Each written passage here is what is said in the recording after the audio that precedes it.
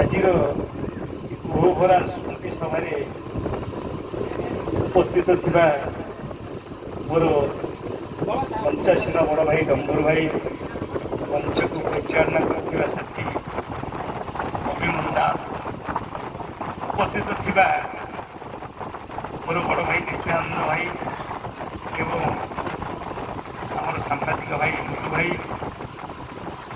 ଏବଂ ଗୁରୁଜନ ମଣ୍ଡଳୀ, ଅଲେଖ ମାମୁଁ, ମା ମାନେ, ଛୋଟ ଛୋଟ ପିଲାମାନେ, କମା ଭାଇ, ସମସ୍ତଙ୍କୁ ମୁଁ ଏ କୋହଭରା କାର୍ଯ୍ୟକ୍ରମରେ ଉପସ୍ଥିତ ହେବାରୁ ଧନ୍ୟବାଦ ଦେଇ ମୋର ବକ୍ତବ୍ୟ ଆରମ୍ଭ କରୁଛି। ପ୍ରକୃତରେ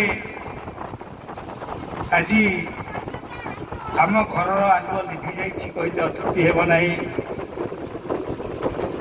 ଆମ ଘରର ମୁଖ୍ୟ ଖୁଣ୍ଟ ଉପୁଡ଼ି ପଡ଼ିଛି କହିଲେ ଭୁଲ ହେବ ନାହିଁ। ମୋ ପରିବାରରେ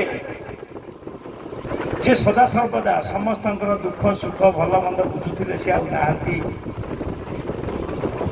ସେ ମୋର ଅତି ଅନ୍ତରଙ୍ଗ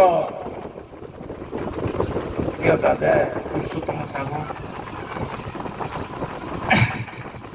ଯାହାଙ୍କର ନିର୍ଦ୍ଦେଶରେ ଆମେମାନେ ସଦାସର୍ବଦା ପରିଚାଳିତ ହେଇଥିଲୁ।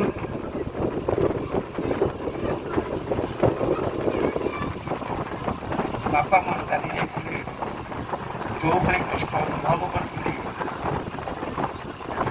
ଆଜି ତାଠାରୁ ବେଶୀ କଷ୍ଟ ଅନୁଭବ କରୁଛି ଯେ ଗୋଟେ ହାତ କଟି ଯାଇଥିଲା, ପୁନଶ୍ଚ ଆଉ ଗୋଟେ ହାତ କଟିଗଲା। ସମସ୍ତେ ଜାଣିଛନ୍ତି ଯେ ଯଦି ପ୍ରକୃତରେ ଅତି ଶିଖିଗଲେ ନାଁ ଯାଏ ପଡ଼ି, ପିତା ଚାଲିଗଲେ ଭାଗ୍ୟ ଯାଏ ବୁଡ଼ି। ଯେଉଁ ଘରେ ପ୍ରକୃତ ପକ୍ଷେ ବାପା ମା ଚାଲିଯାଆନ୍ତି ସେ ଘରୁ ଲକ୍ଷ୍ମୀ ଛାଡ଼ିଯାଏ କହିଲେ ଅତ୍ୟୁକ୍ତି ହେବ ନାହିଁ। ପିଲାମାନେ ସଦାସର୍ବଦା ନିଃସହାର ହୋଇଯାଆନ୍ତି, ଏଟା ଚିରନ୍ତନ ସତ୍ୟ, ଆପଣମାନେ ଜାଣିଛନ୍ତି।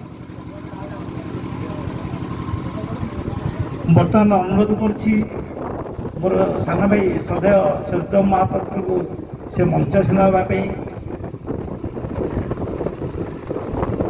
ଆସ।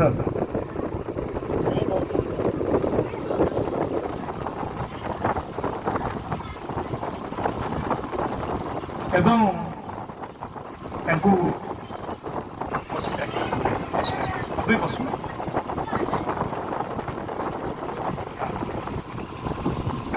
କମା ଭାଇ ବର୍ତ୍ତମାନ ମଞ୍ଚକୁ ଆସନ୍ତୁ। କମା ଭାଇ, ଦ୍ୱିତୀୟ ଭାଇ ଆସ ମଞ୍ଚକୁ ଆସନ୍ତୁ। ନାହିଁ କେହି ରହିବେ ନାହିଁଟି ଭବ ରଙ୍ଗଭୂମି ତଳେ, ସର୍ବେ ନିଜ ନିଜ ଅଭିନୟ ସାରି ବାହୁଡ଼ିବେ କାଳ ବଳେ। କେହି ରହିବେ ନାହିଁ, ଏଟା ଚିରନ୍ତନ ସତ୍ୟ, କିନ୍ତୁ ସମସ୍ତଙ୍କର କଥା ଗୁଡ଼ାକ ରହିଯାଏ। ଯେଉଁ ଛାପା ଏ ପରିବାର ପ୍ରତି, ଏ ସମାଜ ପ୍ରତି, ଏ ବ୍ଲକ ପ୍ରତି ଆମର ଦାଦା ଦେଇଛନ୍ତି ତାହା ଅବିସ୍ମରଣୀୟ, ତାହା କେବେ ହେଲେ ଆମେ ଭୁଲି ପାରିବୁ ନାହିଁ। ଯେତେବେଳେ ଆମ ପରିବାରର ଯେକୌଣସି ଯେତେବେଳେ ବିପଦ ଆସେ, ସେ ବିପଦକୁ ପ୍ରଥମେ ସେ ସାମ୍ନା କରୁଥିଲେ। ଯେତେବେଳେ ଯାହା ଅଭାବ ରହୁଥିଲା ତାକୁ ସେ ପୂରଣ କରିବା ପାଇଁ ସଦାସର୍ବଦା ଅଣ୍ଟା ଭିଡ଼ୁଥିଲେ। ଆଜି ଆମେମାନେ ସମସ୍ତେ ନିଃସହାୟ ହେଇଯାଇଛୁ। ଆଜି ପ୍ରକୃତ ପକ୍ଷେ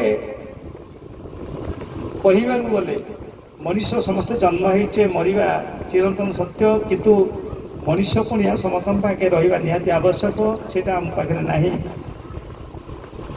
ଯେଉଁ ଜିନିଷଟା ଆମ ଦାଦା ବହୁତ ବାର ଶିଖେଇଥିଲେ ମୋତେ ଯେ ଯାହା କରୁଛ କର, ସବୁବେଳେ ମଣିଷ ଲୋକମାନଙ୍କର ସେବା କିଛି କର, ସେ ସେବାରେ ଭଗବାନଙ୍କର କିଛି ପୁଣ୍ୟ ମିଳିବ।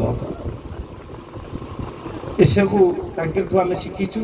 ଯେଉଁ କଥା ଗୁଡ଼ାକ ଶିଖିବା ଦ୍ୱାରା ଆମେ କିଛି ନା କିଛି କାର୍ଯ୍ୟ କରିବା ପାଇଁ ସକ୍ଷମ ହେଇପାରିଛୁ। ଆଉ ମୁଁ ବିଶେଷ କିଛି କହିବି ନାହିଁ।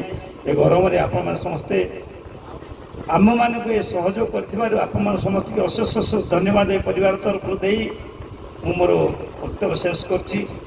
ମୁଁ ବର୍ତ୍ତମାନ ଅନୁରୋଧ କରୁଛି। ଆମର ଶେଷଦେବ ମହାପାତ୍ର ସିତୁ ଭାଇ ସେ ଦୀପଦ କୁହନ୍ତୁ, ତାପରେ ଆମର ଗମା ଭାଇ କହିଲେ, ତାପରେ ସଭା ସାଙ୍ଗ